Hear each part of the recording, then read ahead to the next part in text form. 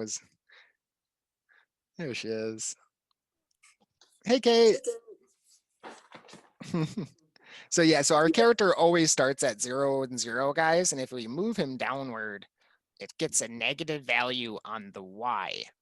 If we move him left, it becomes a negative value on X. If anywhere he goes right, it's a positive. Anywhere up, they're positive values, because if we look at it, it's because this is 0 upward. If we're moving up is positive on that number, this becomes a negative number. So all we have to do, if we wanted to move, if we wanted to move left steps, we just change it to a negative. Pretty simple. You guys remember that. So now he's going to move left instead of right.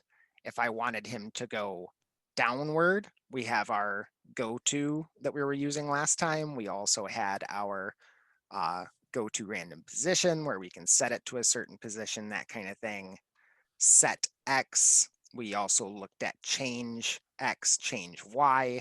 So if we wanted him to move up, we could just grab our change Y by, and he's going to move upwards 10. If we wanted to make him go downward, everyone remember, we just throw a negative, right? So whenever we're thinking in Scratch, guys, if it's the opposite, you're just going to throw a negative value, and then it's going to make him go downward.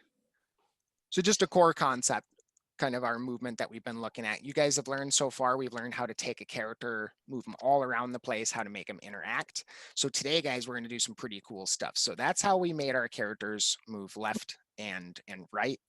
So what we want to do, let me pull up my notes here. So guys, what we're going to do, does anyone know how to add a costume? What we need you to do now is to select a sprite, and we are going to add 4. Awesome. Yeah, you can, how do we add a costume, guys? So basically you go to the costume where it says costume, and then basically you can do whatever you want there.